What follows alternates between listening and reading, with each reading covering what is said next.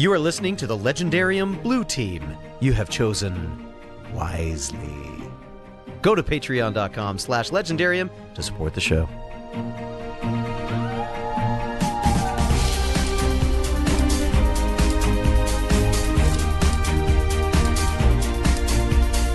And that, like the last, it was really like the last 5 pages that I went, what? Okay, actually, no, that's interesting. I may want to keep reading because I was considering asking if I could not be a part of it. Because I just had a hard time.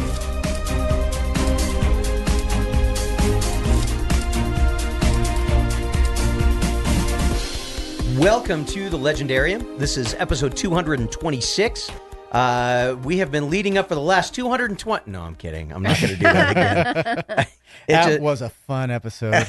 If you haven't checked out episode 225, our recap on Avengers Endgame, then you didn't get the joke. And now I spoiled the joke, so it doesn't matter if you watch that one anyway or listen to that one. You should watch it. It was a fun one. Listen to it. Listen to Today we are the Blue Team. We have Megan, Kenn. I was going to call you Craig. Megan, Kenn, and myself that are here. Blue Team assemble. Blue Team brought to get. No, it just doesn't work the same, does it?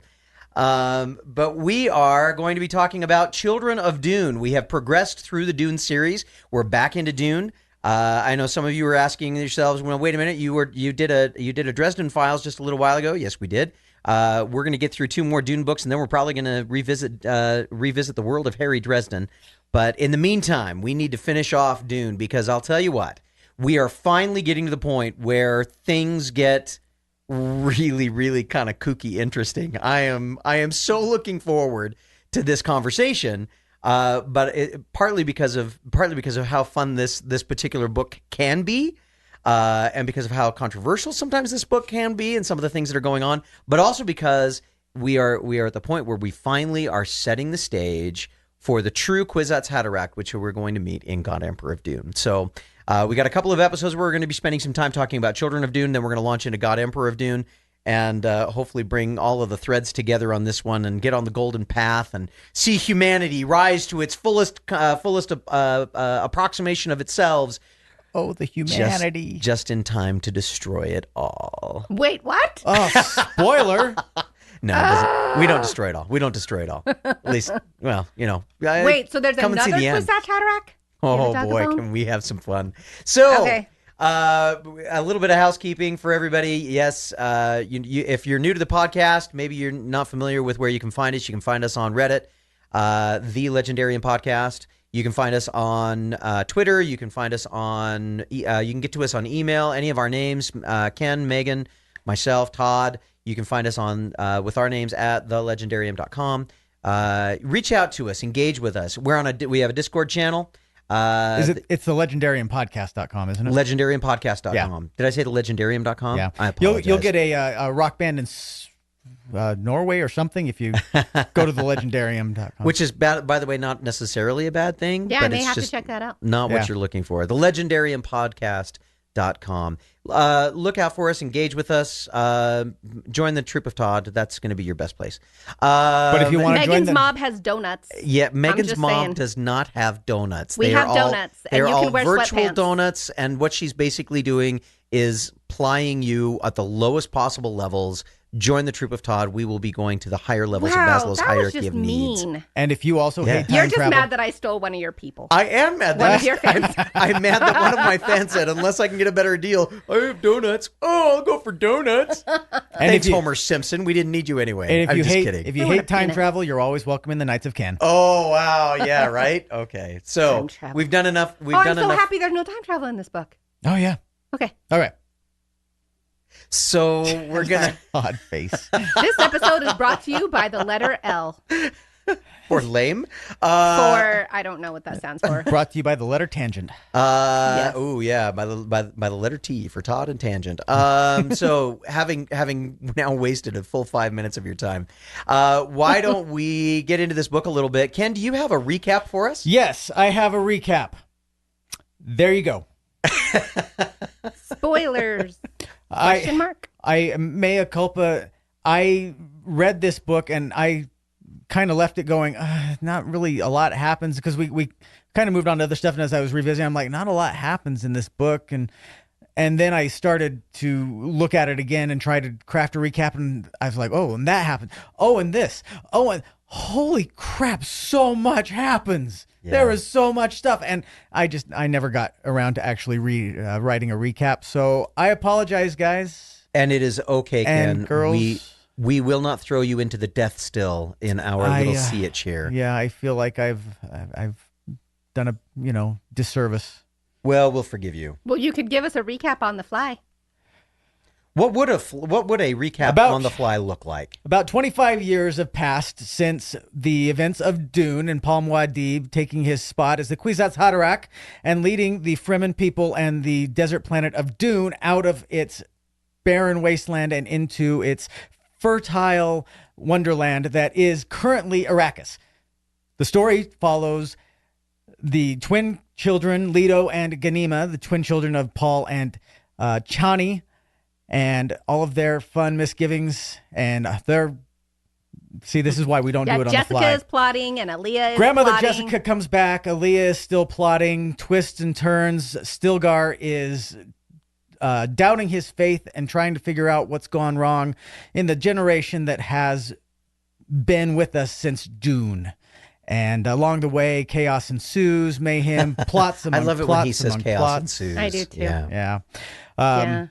The former emperor, what is their name? The Padishah Emperor, House Carino. House Carino makes a big comeback because the sister of Irulan, who we didn't know had a sister, we knew, but she was never spoken about. The sister of Irulan comes back and she wants to restore House Carino to power. So she has this elaborately stupid plan to marry her son to one of the Atreides, basically putting him in the control of the Atreides religion, the taking over the religion. In the meantime, the twins figure out that everything's gone wrong and everything that we've known so far is wrong. So Leto has this grand idea to find the golden path, goes along on a sandworm ride, becomes basically sandworm infused or sand trout infused, becoming the first superhero on Arrakis. Paul, we saw no body, so we said he's not coming back, right? No, he's not coming back. So blind prophet shows up, and we go, that can't actually be Paul because that makes too much. No, spoiler, anti-spoiler. It actually is Paul. So Paul's back, Alia's back, and she's evil. Everybody's back. Everybody dies. This is why we don't do these on the fly. This is why No, I felt like that was pretty good, actually. He got most of the key points. Ken, you did a good job. You did a good job. Gurney Halleck is back. That's great. Recap. Duncan Idaho we get to see Gurney Halleck again. Duncan Idaho is still here. Yeah. Yeah, there's gonna be some entertaining stuff. So many twists among twists among twists. Discuss. Ken, you gave us the recap. Megan, let me go to you first. So this is your first time through. This is the third book in this Dune trilogy, in this Dune series. Mm-hmm. How did you feel when you finished it? You finished it, what, 10 minutes ago? Yeah, well, now it's been like 25 minutes. I felt like this book was kind of a slog. And that it was really like the last 5 pages that I went, what? Okay, actually, no, that's interesting. I may want to keep reading because I was considering asking if I could not be a part of the next book. Because I just had a hard time. I literally read 100 pages between 11 o'clock last night and now. Yeah. So and that's a lot of material. And in this book in particular, that is a lot of material. Yeah, it's very dense. Like, it's interesting, it's very dense, but I felt like this book felt frustrating to me because they set up a lot of things like it was going to be a big deal and then it would just like resolve itself really quickly and oftentimes off screen. Yeah. And so it's a different kind of writing than I'm used to, so I struggled with that. Okay, Ken, what were your initial impressions? My initial impressions, honestly, and this is honest, my initial impressions were, geez, these children are annoying. It's like, will you stop talking, kids? And I guess that honestly is what you kind of have to expect when you have children who have literally millions of years of experience among the two of them and have lived, several lifetimes, at least in their minds and in their memories, and basically know what's coming before it happens. Or at least can predict it. Or at least, have, years of predictive experience. What did I wrote down that this is basically, it feels like the reader is along for the ride in this book because there are so many omniscient characters that know what's going on. Usually when you read a book, you're kind of picking it up as the characters go. So when you have the first person or the protagonist's perspective, you're kind of figuring things out as they're figuring things out, or what's coming because you get to see everybody else's perspectives and they don't, and we're inside their head.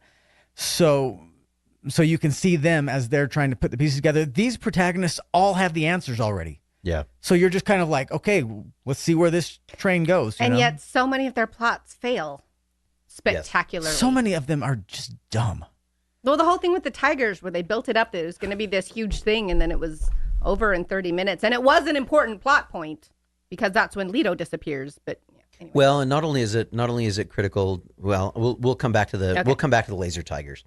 That's what I wanted to call them too. Laser tigers. That's what they called them in the reading, and that's what I've called them every time. Laser tigers or Laza tigers or whatever. I'm like laser tigers. And I kept wondering when the thing was going to pop out of their head, a la the one shark. The sharks thing. with lasers on their sharks heads. with lasers on their heads. So to be fair, the perspective that I had when I first went through this material a couple of decades ago is kind of along the same lines.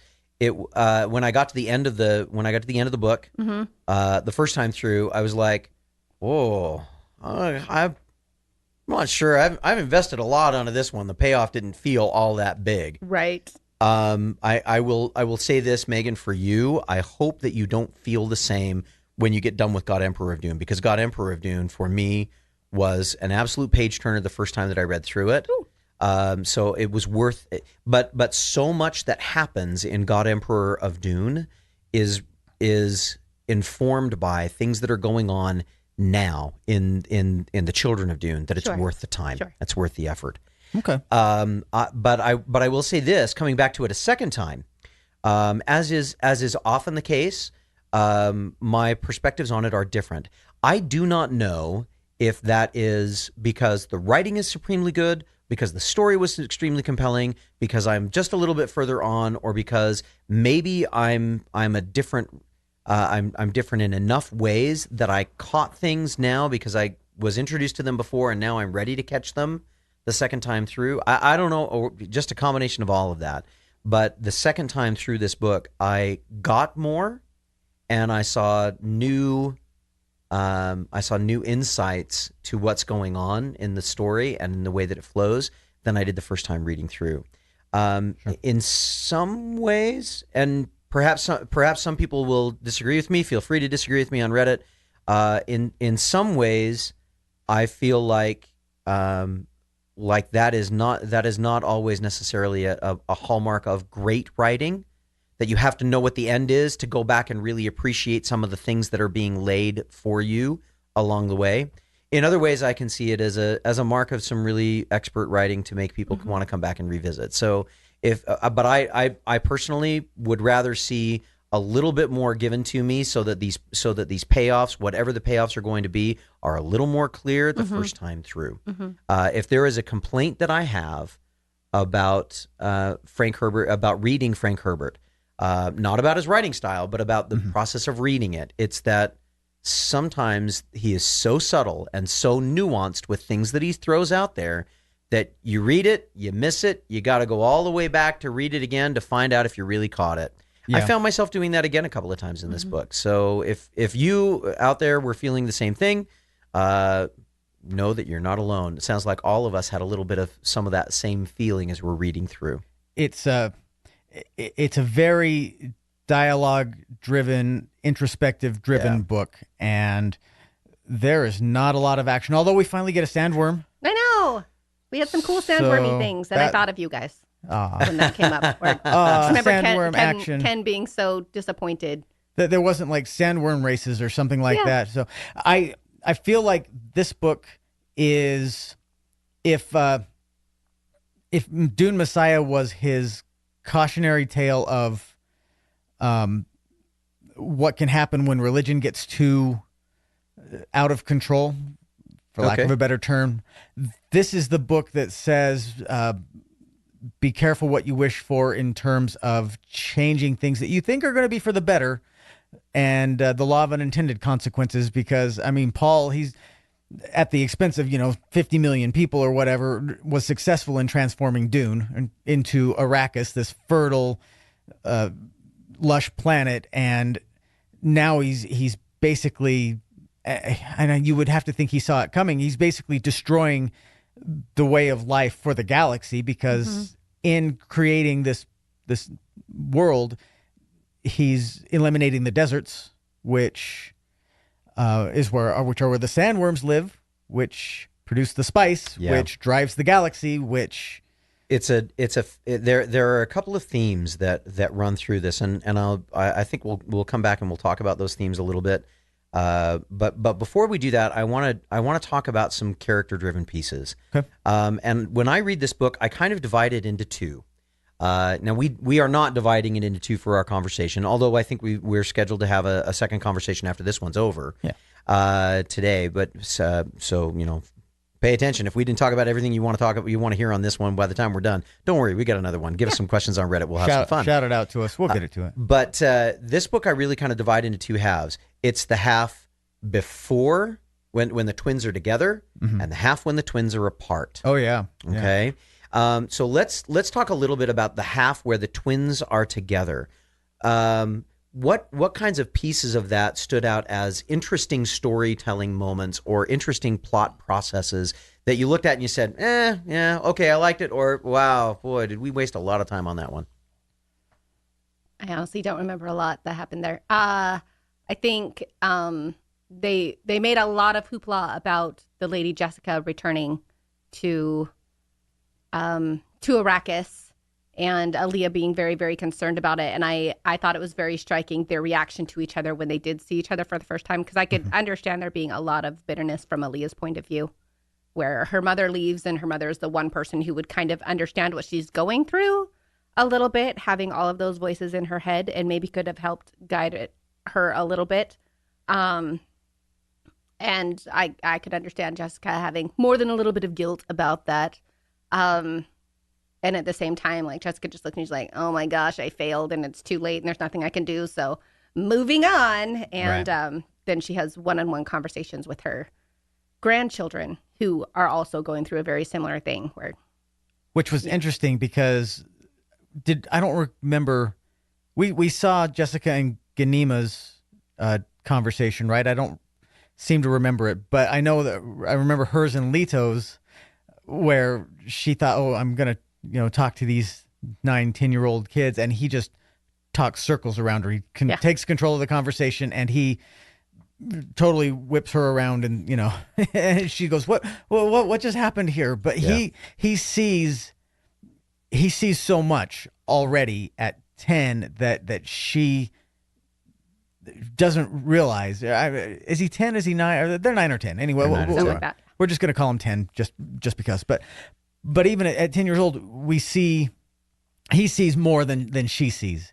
And partly because he's been there and she hasn't. I mean, he and Ghanima already have been talking about how Alia's going nuts. Yeah. Right. There's an interesting piece in this that we don't really hear about in the beginning of Dune Messiah, but we do get a little bit of hint, and maybe some of our readers or listeners out there remember specific lines or specific places where this is made clear.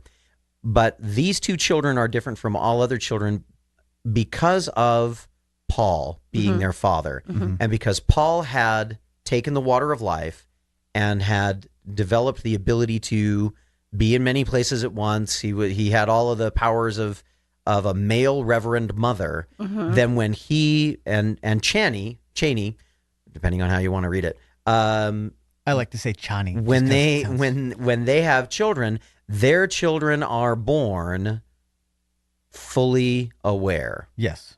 Like Alia was. I didn't grasp that when I read it, so thank you for explaining that to me. So this is an anomaly that even doesn't happen in other Fremen, even though other Fremen's lives are saturated with spice and all of these different kinds of things, it seems to be that there is something about the taking of the water of life that is what makes all of these changes happen. For Lady Jessica, taking the water of life, or for any Reverend Mother, puts them in touch with the generational histories, the generational awareness, which gives them access to all of those people, the genetics of all of those people that were that lived before. For Alia, because it happened when she was in vitro, in the womb. In utero, excuse me. Thank you. It's one of those days. My grades will go away, and I'll get the words right. I'll get right words. Good. We've all been there. Because for Alia it happened pre-birth, she becomes aware in the womb. For the twins, they talk about the fact that they became aware in the womb, but it was a gradual thing for them, a little bit differently. It wasn't an immediate thing like it was for Alia.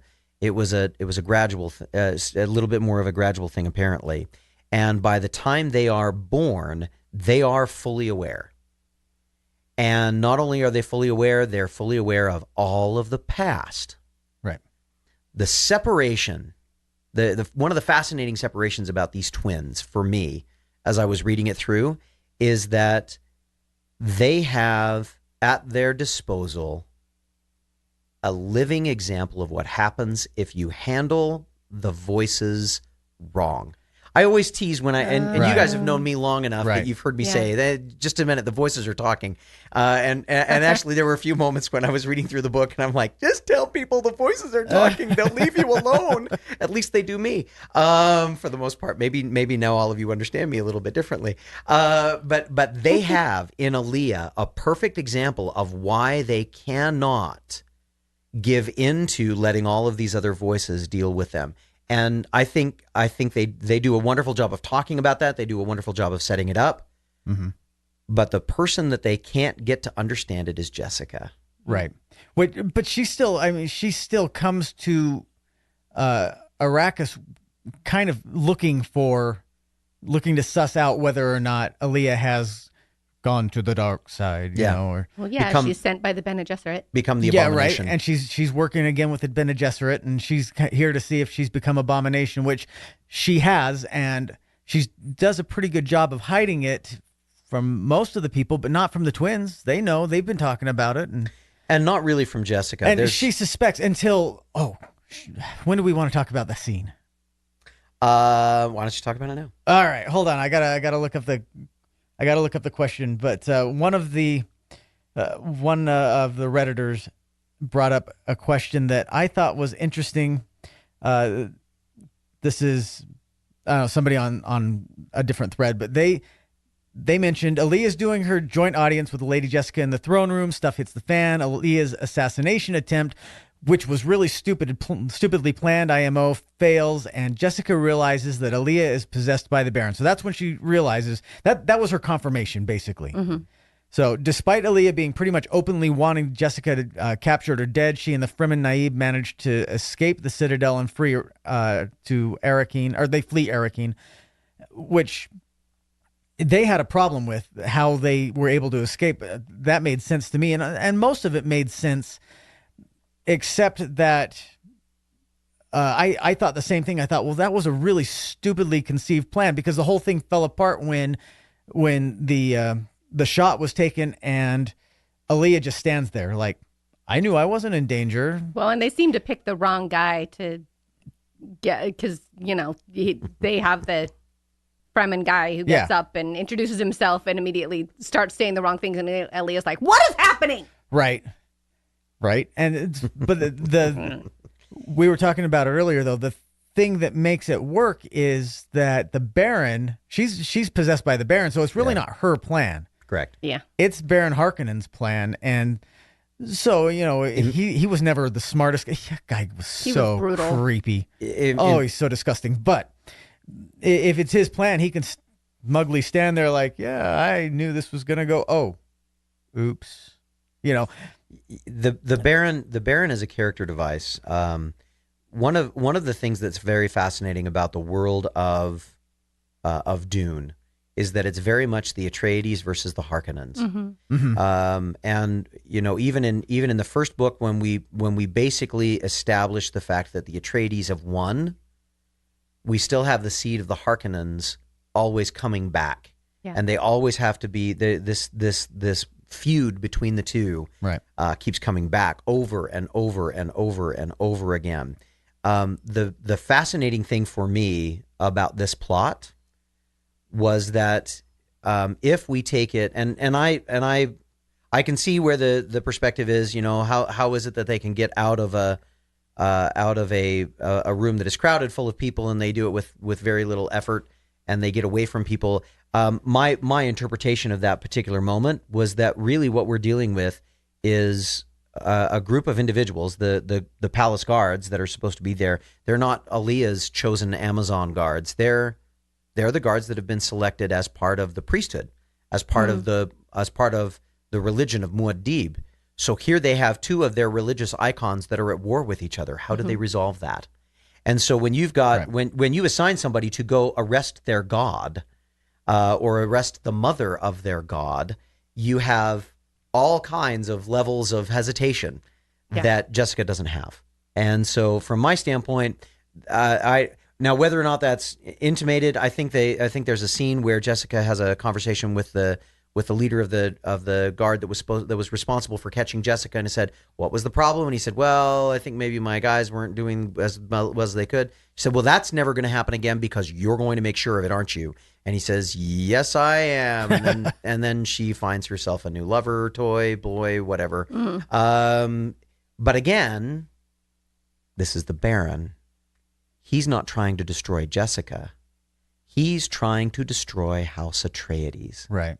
And so if he catches Jessica, that's fine. If he discredits Alia and destroys House Atreides' hold on all of the universe, that's fine. If the universe burns to the ground, but the Atreides are gone with them for Baron Harkonnen, that's fine. The ends justify the means. And in here, this comes really interesting. Again, if we look at the period of time that this book was being written in, it's in the 70s. We're talking about a period of time that was dominated by the Cold War, when both sides were dealing with things like mutually assured destruction as a deterrent from significant conflict. And we look at the commentary that is, when you are so consumed about eliminating your opponent that you are willing to destroy everything else, there's a problem. Yes. And I think it's a beautiful metaphor. I don't know if Frank Herbert intended it that way, but I certainly see it as I go back and reread and look at these things and look at the way that they play together. Yeah. So while our Redditor is right from a plot standpoint, this looks kind of weak. But from my standpoint, as I read a little bit more into it, I'm saying to myself, this makes perfect sense. And it's also, again, a really good cautionary tale. Yeah. Sure. Did anybody else have a problem with the use of the Baron Harkonnen? I mean, not just taking such a big role in. I don't know. On the one side, I'm conflicted about it. On the one side, it makes sense because her voices are there, and this is something that all of the prescient people have to deal with is learning how to shut out the voices, learning which voices to tune into, and for how long, and when to assume control and shut them all out, and so. Alia doesn't get any training in that, and so the Baron obviously, has a really easy way to get in there. But I feel like, I don't know. I for lack of a better term, I want to call it a cop out that the Baron's the bad guy again. But really, it was Alia. This is I don't know. This is very much part of Frank Herbert's world. That the Baron Harkonnen and Paul Atreides are the pinnacles of their two house lines. And because of that, again, and this is one of those places where, again, coming back and reading it, having read the end of the series, having read more of the Herbert stuff, of the Herbert world building that goes on, we're getting a glimpse in the way that the Baron is used here at just how much Paul is trying to, or just how much Frank Herbert is communicating to us, how things just really go wrong if your focus is the destruction of an enemy rather than the encouraging of growth. And those two mindsets, the Atreides mindset was always on, let's do the best that we can for our people. or at least boiled down to a simple good versus evil. Where the Baron Harkonnen was, do everything you can to stop the Atreides. Absolute power. And those two, it's not even. It may have been absolute power for the Baron, wanting to be in control of everything. But now, the Baron's consciousness, such as it is, that lives in Alia, is all about destruction of the Atreides. Just wants revenge, because it knows that it cannot, except through. Now, here's another thing that's kind of interesting.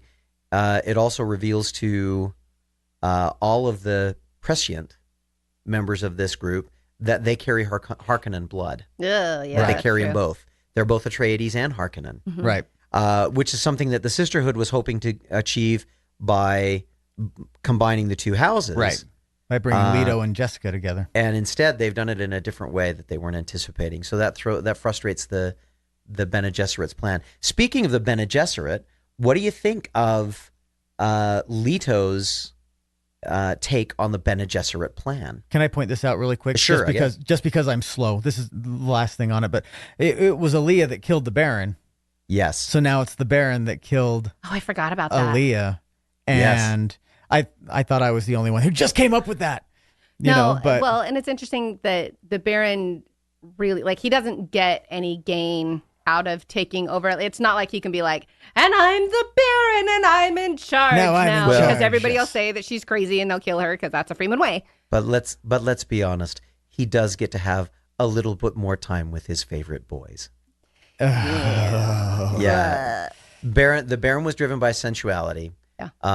And that piece, if it had been anyone other than Alia, probably would have given rise to more awareness that things were going wrong. I know, but it's so sad to see her interacting with Duncan Idaho and his realization that she is no longer his Alia, and he can't be there to watch it, and he just needs to go. So before we talk then about Leto and his interpretation of the Bene Gesserit plan, do you want to talk about Duncan Idaho really quick? Well, since it's attached to Leto or to Alia, I guess we probably should. But let's talk about Duncan. That guy? He's just in everything throughout this entire series, isn't he? Well, What are you asking me, Ken? Are you saying something, or are you asking something? Oh well, you just like that he's there. Well, I like Duncan Idaho, of course, but I will say if I had actually written a recap with my questions and everything, one of my questions would have been, just like after Dune, just because Duncan's dead, is he really dead? Because I'm just saying, Can they revive him again? He's already died and revived once. Why can't he do it again? So that's my prediction, is Duncan continues on in this series, even though he's dead. That's an interesting prediction. So I would like that to be true. I don't see it being true, but I would like it to be true. No. Why do we resonate with Duncan? Why do we resonate with him? Why did you guys resonate with him? I think for me, it's because Duncan really cares about these people as people. He's not necessarily looking for political gain. He's not thinking, oh, if I'm with these people, then I will get to be the leader of this group and have a fancy house on this dune over here. He really just wants to take care of the Atreides. He loved Paul. He was one of Paul's teachers and tutors, and protected Paul until he died the first time. And he came back, and again, he was, one of Paul's advisors and a person that, Paul trusted, and that he trusted Paul, or was trying to help him to be a good person. And, marries Alia partly. And it was interesting that Jessica made a comment where she's like, did you marry Alia because she looked like me? And he was like, yeah. But he really loved Leia, and he cared about Alia. And, when she starts going crazy, he can't watch that. And then takes Lady Jessica to a place where he feels like, he's like, well, I have to make this look real. And also, she'll be safer out here. So he takes her to Secundus. Salusa Secundus. And I think he just, and that's something that I really appreciate, that he's one of those people that isn't, he has a political mindset, but he isn't necessarily just looking for political gain. He's looking for what is the best way to protect these people. Right. He's politically aware, but he's not politically motivated. Right. That's exactly. That's my favorite. There's something about him that resonates in me about this simplistic loyalty. Yeah. Of somebody like Duncan Idaho.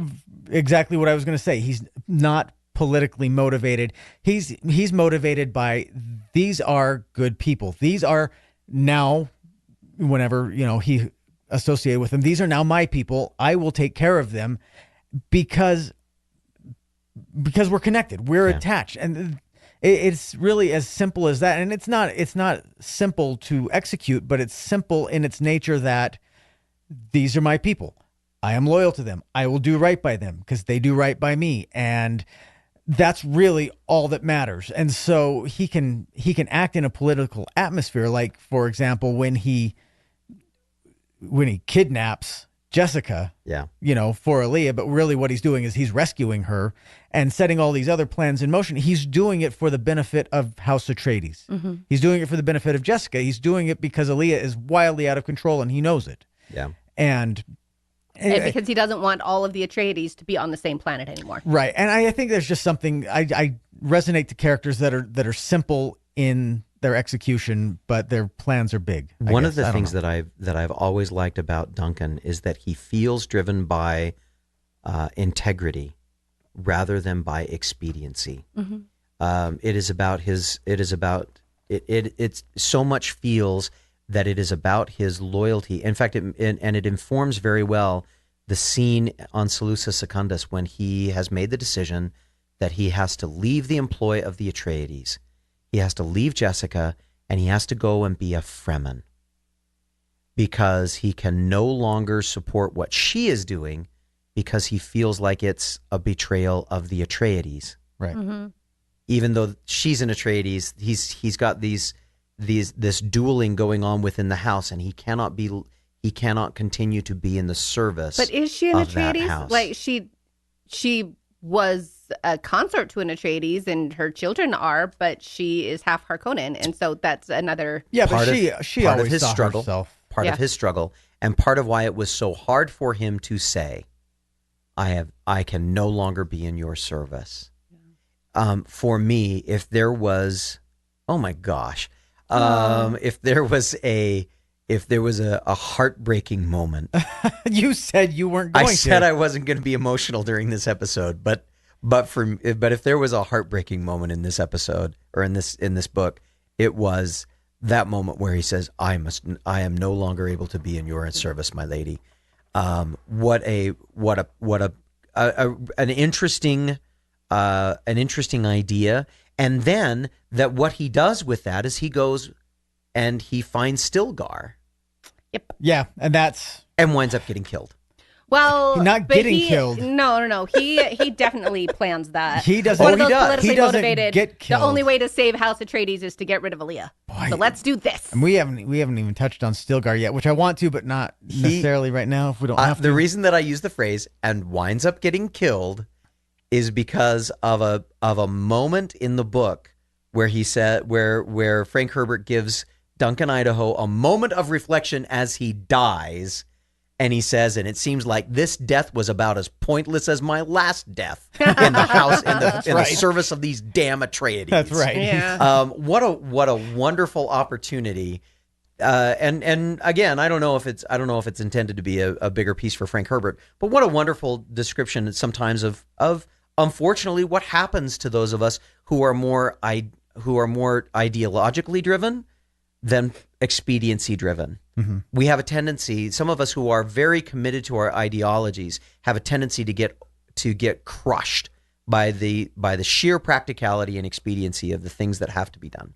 Yeah, and he did need to do it because Stilgar was totally just like, he was Austria, he was Switzerland, he wasn't going to do anything. Poor Stilgar. Just going to hang out. He needed to be pushed. Yeah, another individual driven by integrity, but not necessarily but in his case, not necessarily a long-term vision of what was going on, but complete integrity to the promises that he made. And so the only way he can act is if somebody forces his hand. Mm-hmm. What a truly Fremen thing to do. Mm-hmm. Right. Kind of fascinating. There's so much more to say about Stilgar. Do we want to get back to your point though? The Leto? Yeah, Leto with I don't even remember what the point was now. So let's go back to Leto's conversation with and he starts it with the Lady Jessica, but he finishes it later with the Lady Jessica and with Irulan and with Ghanima, talking about about his taking over of the Bene Gesserit plan. Do you remember that? The breeding program? The breeding program. Where he points out that the Bene Gesserit have also changed and like just assumed that they never would. And so they need to adjust the plan a little bit. Yeah.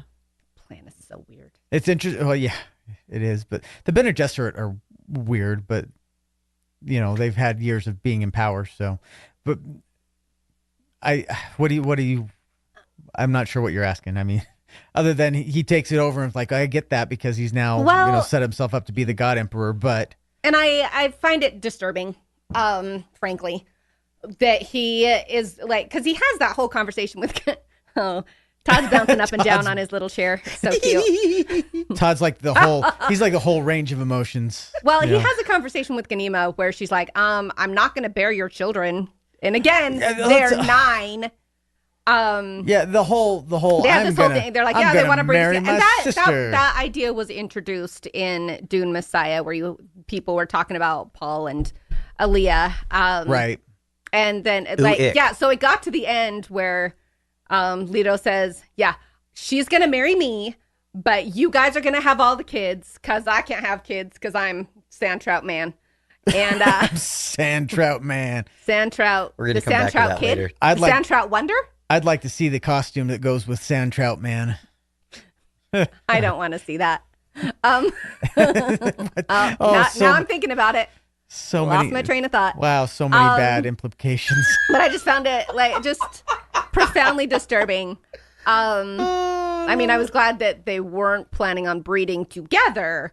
And at the same, I can understand Farad'n being more than a little bit put out by this whole thing. It was like, well, I'm being cast aside, but also I'm important, but also I'm the silent partner, apparently. Which I think he kind of liked because now he gets to do what he wants because he didn't want to be the emperor. He didn't want to be the leader. No, he's a pencil pusher. He gets to be the historian. He's the nerd. He's like, well, I don't want to be the leader. Just like Irulan. Yeah.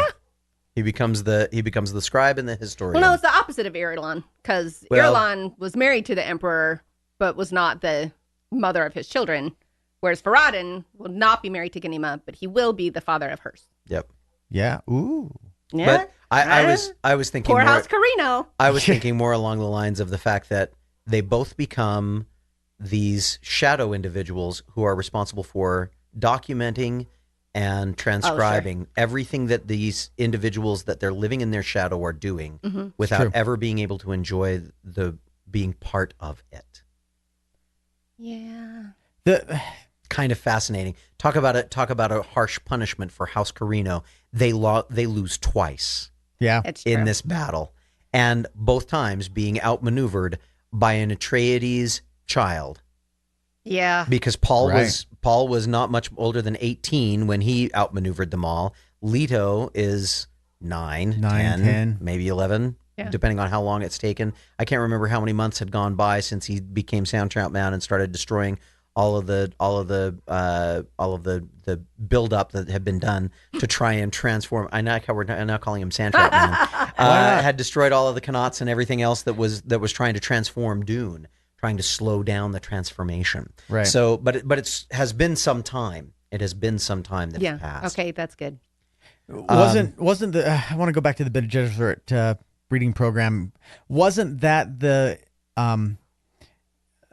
impetus for Jessica coming in the first place? She said she was coming, to check on her kids or whatever, but really she was coming in. She thought on behalf of the Bene Gesserit and the breeding program and all that, but really they were leading Jessica on again too, right? Yeah, I mean, there's certainly this is very much the. If the first novel was a science fiction epic, and the second one was about unintended consequences of having tremendous power and foreknowledge, this one is certainly a heavy dose of political theory, right? And it's this idea that the Bene Gesserit have that they can somehow control people. control the outcomes of civilization by controlling the right people at the right time in the right way, is something that really backfires on them in this case. Right. Because Jessica goes to do one thing, finds out that she really is being used to do something else, and then decides to use that to the advantage of House Atreides, and sets in fact a different piece in motion that she had no idea was actually going to happen. So how is Leto going to shift that? He doesn't really go into detail. Are you mostly just talking about him? So the being the ultimate. Is he the ultimate human being? Is everybody going to become soundtrack people? So here's the thing that I found, because he's going to live for 4,000 years. I'm not going to reveal that at this point in time, but I am going to say it this way: Leto becomes what the Bene Gesserit breeding program was all about, the Kwisatz Haderach, the individual who can be in many places at once, who can see the future and select the best path for humanity. I do actually want you to tell me if he can fly through space. For civilization. Okay. And in doing so, he's the first person that will live long enough to truly control the breeding program, to truly manipulate everything individually.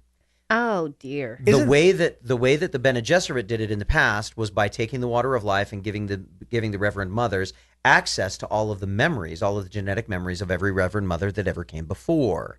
But the way that, and keep in mind, this is just the Reverend Mothers and whatever their genealogical lines were. Okay. Right? So Leto comes along. He now has not only all of those memories for his genealogical lines, not necessarily all the Reverend Mothers, but all of his genealogical lines, including Agamemnon, which I find very interesting. By the way, didn't we have a book that we were going to do something with? Maybe we'll come back to that. I just had a thought of something that we'll maybe deal with later. I can't remember, but we'll talk about it later. All right. Stay tuned. But he has access to all of those memories. He can remember things that were done as though he had done them before. And so now he can also project himself in the future. So we're talking about an individual who will have an effective lifespan of tens, if not hundreds of thousands of years. The first individual who can see all of the branches of humanity in our genetics, and who could then say, and this line is needed, and this line is not, and this line is needed, and this line is not, and this is what we need for humanity to be best prepared to survive. Didn't he say after he merged with the sand trout, didn't he say something along the lines of these are the changes needed for humanity and it'll take 25,000 years or whatever time he said? Basically, the change will come, but it'll come slowly, which I think is different than what the Bene Gesserit have always been about. They've been about, we're going to make the change and we're going to make it now. Well, the other thing that's interesting is that the Bene Gesserit were always trying to breed a Kwisatz Haderach they could control. Yeah. And he becomes the Kwisatz Haderach, but is beyond their control, outside of their control, and takes over their breeding program to make sure that humanity is best benefited, not to make sure that the Bene Gesserit are best controlling humanity, but that humanity is best benefited. These kinds of subtleties in direction and distinction played out eons down the road, millennia down the road, are what make the next book, God Emperor of Dune, so interesting. And and a book that by the time I got done reading Children of Dune, I was like, okay, that was really hard, but I kind of think I want to know what happens next. I know. Right. So, in fact, if I remember correctly, as hard as it was, by the time I got to the last page, it was a payoff that was like, wow, this is so much brain power. This is so like we had talked about. Yeah. But that night, I actually went downstairs because I already owned it. I went downstairs. I got my copy of God Emperor of Dune, and I started reading the very next. Well, and I'll say having like a twist on like the last page or the second to last is something that Brandon Sanderson does all the time. That I'm like, you were wrapping it up, and all of a sudden you took it in a really interesting direction that I didn't expect, and now I need to know what happens. Yeah. Right. So that's good. In my opinion. One of the other things that I think is interesting about. Well, and maybe we can shift just a little bit away from Leto for a second. What did you think about the change in the storytelling with Ghanima falling under that hypnotic trance where she knew her brother was dead? And the outcomes. Did you guys have any thoughts about that? Did that strike you as interesting, or was that one of those things that you were like, oh, interesting plot device, move on? I found it, I don't know, interesting, but ultimately, maybe as a plot device, only in the sense that it made sense. If she didn't believe herself that her brother was dead, she had to know it, because they would find out what she knows. So if she had gone on and said, oh, he's totally dead. Yeah, I saw the laser tigers get him. Even just saying things, they would have been like, no, you're lying. We can tell. But she had to know that what she was saying was true. And so it's an interesting device to be able to basically self-hypnotize to convince yourself, which it's not out of the realm of something that can happen now, to really, convince yourself of something, gaslight yourself, basically. Okay. Well, and also to learn to break down those barriers when you need to. Because you have people who build up those barriers. They have horrible things happen to them as children and have to break down those barriers later to be able to function as, I don't know.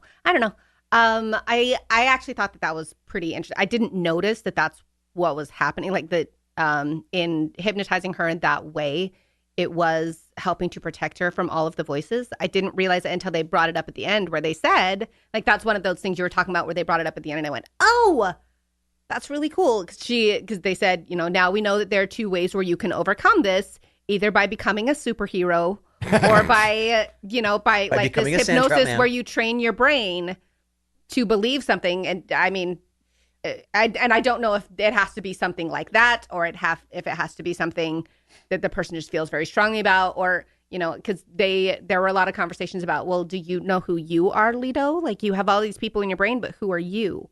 Yeah. Right. And so that I just thought that was a really interesting way of looking at things, where it's like, oh, this is a way of healing. One of the things that was interesting, and I don't remember, I wish I could pull up the page number on it. I apologize. I don't have the page. I don't have the page number in front of me, but I remember the part of the conversation where Lady Jessica comes to the conclusion about what could have been done for Alia and why. And it was tantamount to saying, oh, this is why children can't absorb this, because children haven't identified their own sense of self to begin with. Mm-hmm. And when they are exposed to all of these voices, knowing how to say, no, you are not myself, is not in their capabilities at that time.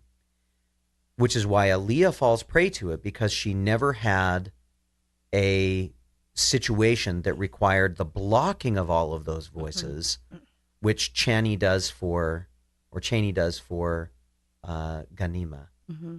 And in doing so, Ghanima develops a sense of self that can withstand all of the voices. Fascinating insight that I think sometimes let me rephrase what I was about to say. I think within our modern society, we are starting to recognize, the individuals are starting to recognize, as they talk about the influence of social media and all of those kinds of bombarding of information, whether it's from television or social media or the internet or all of these different directions, at how damaging that tends to be to children in helping them form their own opinions, their ability to form their own opinions, and their own sense of self. I am not, please, if anybody out there is now thinking that you need to send me a scathing post on Reddit about the fact that I am speaking out against social media and I'm trying to do all of that. That's not what I'm saying. What I'm saying is, and nor am I saying we should block our children from having access to social media until they're 18. There's always going to be some form of that, where you have your parents saying one thing and your teachers are saying another thing and your peers are saying a third thing. But you want to be as cool as your older brother. It is in the developing of an individual sense of self that we become able to integrate what other people say and become better people ourselves. And so, in many ways, it is about being more thoughtful, perhaps, about the way that we absorb all of those things, about the way that you listen to podcasts, and whether or not you agree with Megan, Ken, and myself. Those Megan's same mom. kinds of things. Whatever. They don't have donuts. We have just a few minutes left. We have just a few minutes left. Go ahead, Ken. I was going to say, it's one of the things that makes me feel bad for Alia. Yeah. In this. Yeah. It goes from, Alia's the bad guy. She wants power to, for the entirety of her life, I feel it's a hard life that she has come from knowing in utero everything, to having to grow up with that, to having to grow up with that alone, basically, not having any guidance, not having any direction.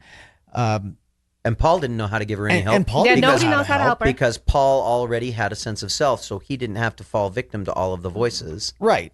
Well, and so I just to being compelled by her grandfather and all of this, it just, you really do, you feel badly for the way that her life ends. Yeah. I mean, and especially because she is abandoned by every single person that she loves and who had loved her. Sure. And without absolving her the choices that she made. I mean, it's not like she was under compulsion. She was just, these are the voices that she was given. She's acting, as best she can with as little direction as she could possibly have had. There's a lot to be explored about the humanity involved, or the lack of humanity involved in the raising of Alia. And maybe some insights that could give us. Well, maybe we'll get a chance to talk about that another time. Speaking of Paul, you kind of feel bad for him at the end of this book too. Boy, do I want to talk about the prophet now that we how cool that they bridge both that, and we've only got a few minutes left. And there's this moment where I was like, oh my gosh, they both die like on the same day within moments of each other, and Lady Jessica is there. Yeah, which is just very sad. I just wanted to call that out because I thought that there's like more all of a sudden, like that generation of House Atreides is done. On to the twins. Yeah, and the twins. I really let's talk about. Should we talk about what is coming up or what we think is coming up, because we don't have much time left. I don't want to. There's so much more to talk about still. I want to talk about the prophet. I want to talk about Stilgar. I want to talk about. There was a question that was raised by one of our Redditors. It was sent an email. And he was talking about the idea that it seems like Paul is a failed Messiah because he is unable to lead his people to a place of peace, and that he leaves right at the moment when they need him the most, and he abdicates everything. And it's a fascinating conversation about what it means to be a leader, and especially what it means to be the Kwisatz Haderach. Paul and Leto their conversation is fairly interesting, and especially when you consider that Paul, by the time this conversation is being had, is somewhere between 40 and 50, and Leto, or I guess maybe not quite that old, but he's older. He's an adult, and he's been experienced, and he's lived the Fremen life, and he's been the Muad'Dib, and he has commanded legions to slaughter entire planets in his name. Right. And Leto comes along and says, "You're a wuss. You had every opportunity to set humanity on its path where things would go right, and you were too squeamish to do what had to be done." Yep, that's the thing. Is I think Paul was afraid to do what needed to be. Basically, he was afraid to become a worm. There were two things that Paul was afraid of. The first one was losing his humanity. Right. And we get a glimpse. And I think it was because of Cheney. I think it was because Paul. Boy, I said I wasn't going to get emotional.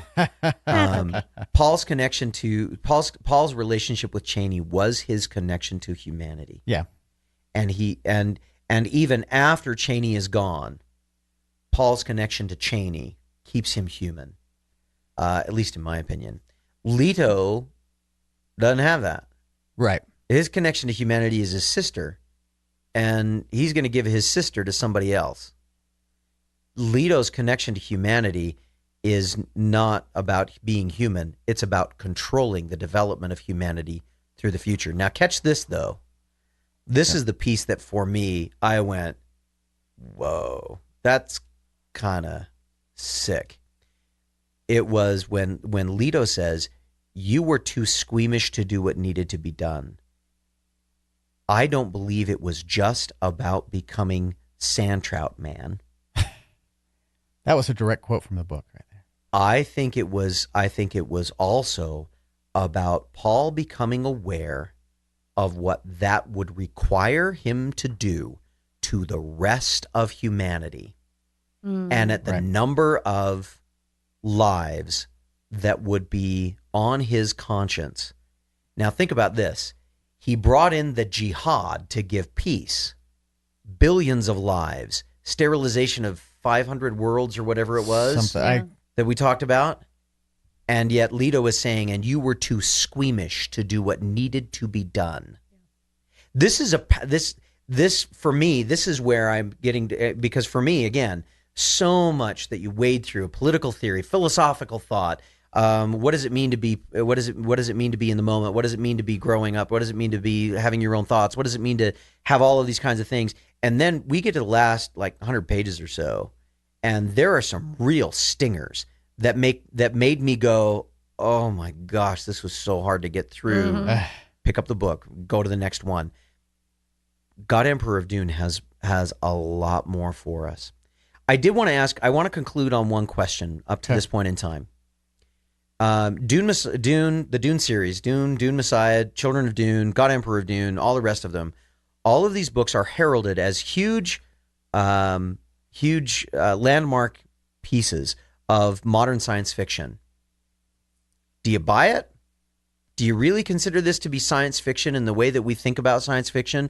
Or have we changed in the way that we see science fiction from the way that they did back in the 1970s? Interesting to say that, back in the 1970s, but it's almost 50 years ago now. I still call it science fiction.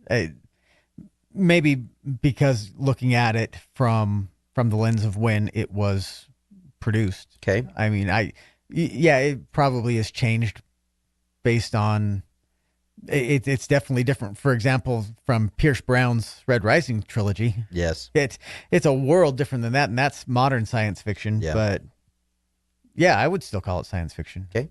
Yeah, there were several moments in there. Can't give you anything specific right now, but there are several moments in there where I sat there and thought, yeah, no, this is science fiction-y. Good. Yeah. Sure. For me, and those of us those that have been listening for a little while have heard me saying a lot of times the science has to drive the fiction. Mm-hmm. It does. In this case, for me, the science that it feels like we're dealing with is the science of genetics. It's what happens when you decide that there are right decisions to be made about the evolution of mankind.